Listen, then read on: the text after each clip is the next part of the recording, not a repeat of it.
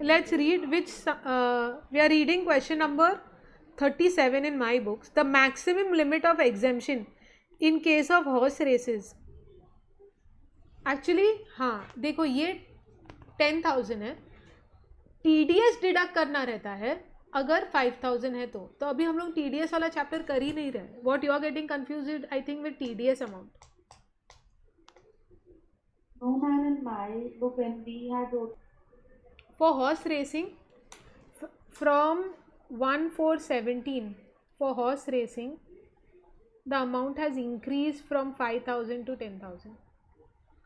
So earlier it was 5,000, now it has become 10,000 horse racing के लिए. Okay, ये पहले था. हाँ ये चेंज कर लो. Okay, now see here, a private limited company has general reserve of 20. ma'am, loan to director is 5 lakh. Loan to director. So a private limited company has general reserve मतलब profits है. Loan to director that is whose holding 13% share holding in the company is 5 lakhs. Now this loan is also repaid okay in the previous year itself. वही year में उसने repay भी कर दिया, मतलब starting of the year लिया रहेगा, by the and he paid it. It is repaid in previous year by director. What is the deemed dividend? Now how much is the loan? 5 lakhs. Is he, what is that, substantial shareholder? For the purpose of this section, substantial shareholder means any person having 10% or more voting rights or share capital. So he becomes a, only for this section it is section, for this section it is 10% or more voting rights or share capital in the company. He has that deemed dividend. कितना होगा? The deemed dividend amount is 5 lakhs. इसके ऊपर कितना deemed dividend tax होगा at the rate of 23 ना. See here, deemed dividend, any person holding 10% or more voting rights or shareholding. See here, they are saying dividend from Indian company X is a resident individual. Dividend he is received 12,50,000. Now until section 115 BBDA came in, I would have taken exempted the whole amount. However, now क्या है, up to 10 lakhs it is exempt. उसके बाद क्या होगा? 10% आएगा. Okay, now up to 10 lakhs मतलब 12,50,000 में से सिर्फ 2,50,000 will be taxable dividend. 2.5 lakh will be taxable dividend. But ये dividend में भी he has incurred expense, तो total income क्या होगा? Less expense incurred. जो भी अमाउंट आया उसके ऊपर 10%. तो ये कितना होगा? In my book, the answer is 26,000. Ma'am, 4% cess also. What they are saying is dividend उसको taxable dividend will be 2,50,000 because he's incurred this 12,500 not on 2.5 lakh. 12,500 is incurred on the entire 12,50,000. So I am going to this 2,50,000 के लिए उसने कोई खास expense इनकर नहीं किया है, उसने वो एक्सपेंस पूरे 12,50,000 के लिए इनकर किया है. तो उसके ऊपर 10% लेंगे, हाँ, प्लस 4% सेस ले लेंगे, इतना मिलेगा. देखो I am reading the question, just pay attention. Okay, Libra Private Limited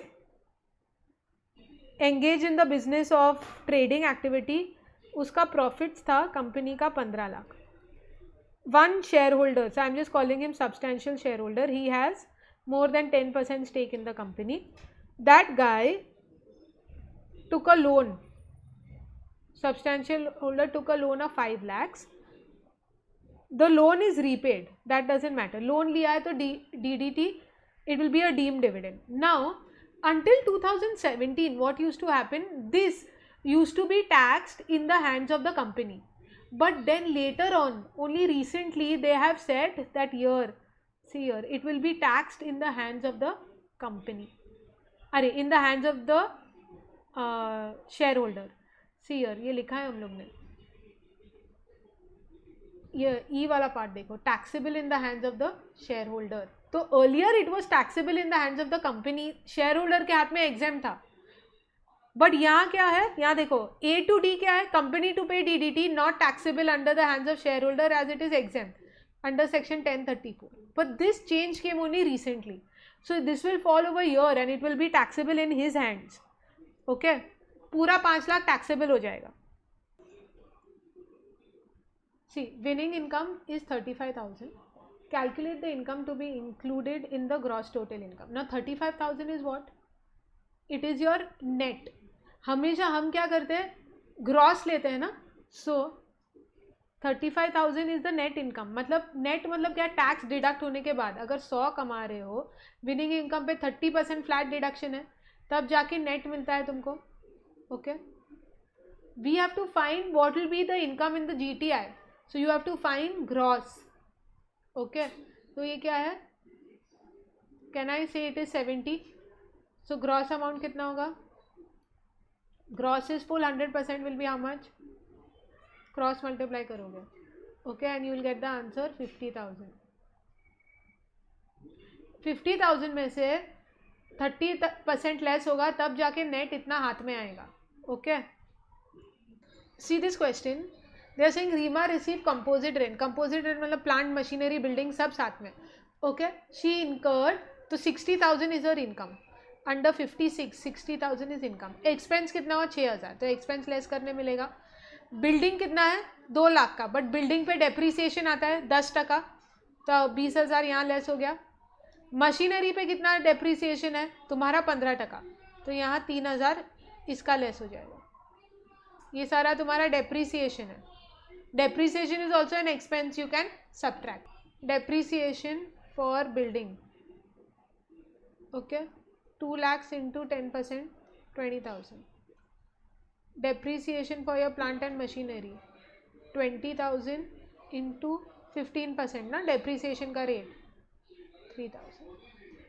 Okay, यही question में if I say that she expended 6,000 did not deduct TDS. अगर TDS नहीं डिडक्ट किया तो ये एक्सपेंस तुमको पूरा डिडक्ट करने नहीं मिलेगा, 30% डिसअला हो जाएगा.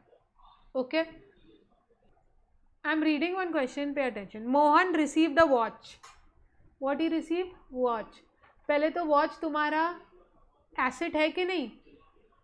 व्हाट वी सेड, ये तो तुम्हारा gift item. When I said movable property, I wrote there what includes property. movable property here. Okay, now ये मूवेबल प्रॉपर्टी है ही नहीं तुम्हारा. In your case property includes movable property means capital asset. तो watch 60,000 क्या 1 लाख की भी होने दो. ओके, वो टैक्सेबल ही नहीं होगा. Okay, now instead of watch, if this was a share, okay, he received a share. Share is a asset, movable asset है, it will be taxed. Now obviously it is received from relative, तो tax नहीं होगा. Grandfather is your relative, grandfather's cousin is not your relative. Now I am reading. हाँ, Mrs. X received the following gifts during the year. Gift of 2,000 from employer. This will be income from salary. Okay, जिसमें भी 5,000 तक gift exempt है, तो ये जाने दो. Okay, next one, gift of 1,20,000 from a husband's brother. Okay, तो हमने रिलेटिव का, हाँ, डेफिनेशन में आ जाएगा, not, it is not. Then gift of 21,000 from her mother's friend. ये तो मदर्स फ्रेंड है, तो ये तो तुम्हारा इनकम हो जाएगा. Gift of 60,000 from her father's brother. Father's brother is also a relative, तो ये एग्जाम्प्ट हो जाएगा. Mother's friend is not a relative, so it will be taxed. Now pay attention. If a watch is received by any person, okay, चाहे वो relative हो, non relative हो, हम इसको एसेट ही नहीं मानते, तो ये इनकम नहीं है. लेकिन यही वॉच अगर एम्प्लॉयर देता है तुमको, तो एम्प्लॉयर के केस में एसेट वैसेट का चक्कर ही नहीं है. सिर्फ 5,000 के ऊपर है कि नहीं है ये देखना है. अगर ऊपर है तो पूरा अमाउंट टैक्सेबल हो जाएगा. Now pay attention. There is some person who has purchased bullions. Bullions is shares. Okay, जिसका मार्केट वैल्यू कितना है, 4,85,000. उसने कितने में, कॉस्ट प्राइस कितना है, उसने कितने में खरीदा, 4,40,000 में, तो यूल से हाँ 45,000 का उसको बेनिफिट है. But remember when we studied income from other sources we said up to 50,000 aggregate is exempt, उसके ऊपर टैक्सेबल हो जाएगा एंड पूरा अमाउंट टैक्सेबल हो जाता है. तो ये तो बच गया ना, 4,45,000 है तो कितना टैक्सेबल होगा, नील. बट ये 4,45,000 के बदले अगर अगर ये 45,000 के बदले 55,000 होता तो पूरा 55,000 टैक्सेबल होता. यहाँ उसको कितना है, 50,000 के लेस है ना, इट्स लेस देन 50,000 का गिफ्ट और benefit, so it will not be taxed. अगर 50,000 के ऊपर होता 50,001, पूरा 50,001 टैक्सेबल हो जाता. So Rajesh gifted an immovable property for a consideration of 70 lakhs. तो राजेश ने क्या किया, गिफ्ट किया property, so I am just calling it immovable property for 70 lakhs. Okay, the stamp duty value is 81 lakhs.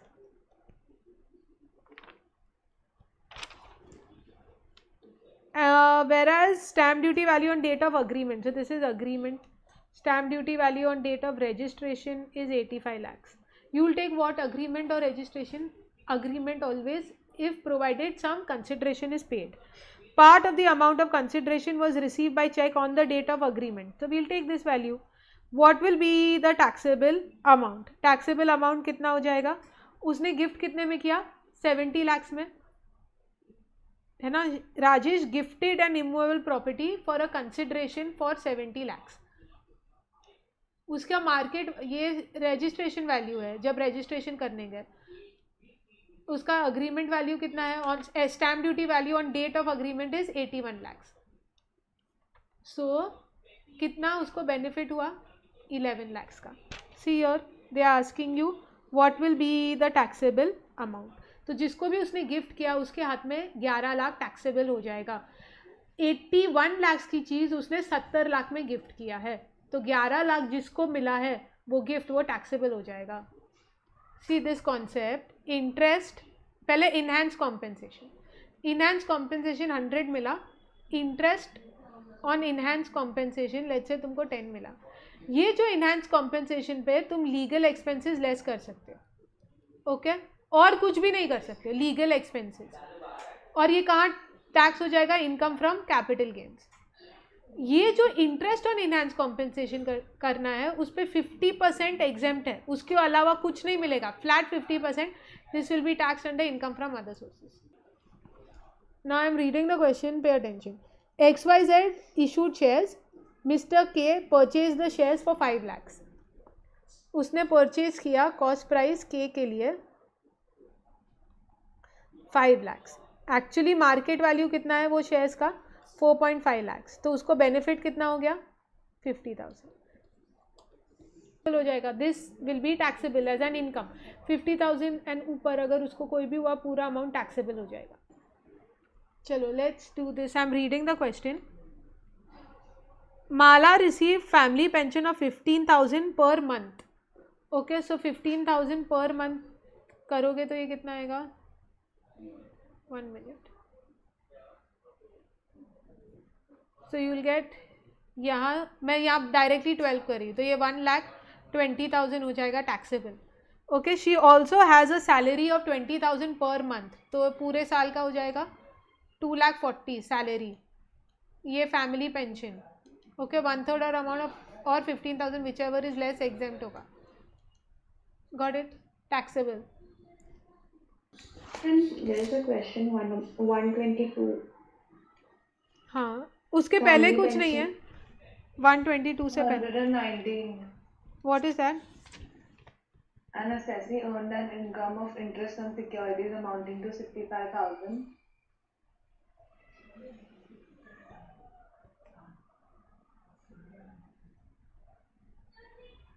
हाँ, so this expenditure is allowed, ये वाला question है ना. Yes. हाँ, उसने इंटरेस्ट अर्न किया, उसके ऊपर ब्रोकरेज पे किया. All expenses is allowed, remember this. All expenses for your income from other sources is allowed in under 57 except when there are standard amount deductions. Like ये वाला हमने जो फैमिली पेंशन में देखा, एनहांस कॉम्पेंसेशन में देखा, minor child का income देखा, तो उसमें स्टैंडर्ड अमाउंट्स है ना, फिर तुम नहीं कर सकते हो. Those are maximum amounts. Okay, for everything else it will be allowed. Next one. Next question. 129. Read that starting. The transaction whereby owner of the security transfers the security to another person हाँ. and such that the income of such हाँ, so we security did. becomes हाँ, zero. हम लोग ने अभी ये क्या किया था, डिविडेंड स्ट्रिपिंग, बोनस स्ट्रिपिंग, और एक है बॉन्ड वॉशिंग. सेम कॉन्सेप्ट है. मतलब मैं तुमको ट्रांसफर कर देती हूँ instead of you going and buying. Okay, bonus में तुमको क्या, तुम खरीदना पड़ता है ना तुमको. ये वाला सीन क्या है, मैं तुमको ट्रांसफर कर देती हूँ, वो वाला सीन है. Where the securities is transferred to another person, such income of such security becomes due to another person. So I will earn the dividend from it, and this is only to avoid tax. In that case it becomes bond washing. इसमें कोई dates weights कुछ नहीं है. bond washing is मैं मेरे securities तुमको दे देती हूँ just because I know that dividend is going to be declared. So in that case I transfer it to you so that you can earn the dividend from it, and then I take it back also after 9 months. Within 9 months I even take it back. That is nothing but bond washing. Next one.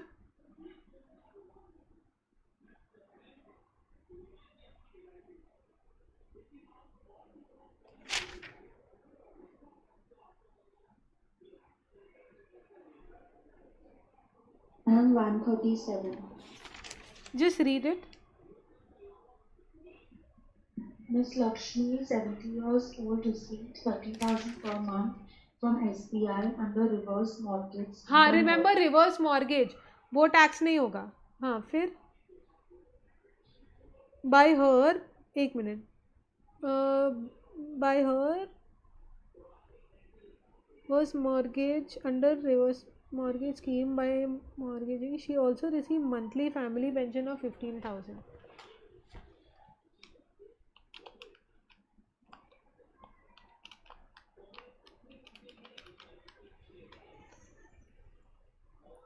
अच्छा, ये है ना. How will it not be taxed? Reverse mortgage. See, we have seen, I think कौन से हमने head में किया था, reverse mortgage is not a transfer. One in capital gain, section 47 we saw. Okay, it is not a transfer.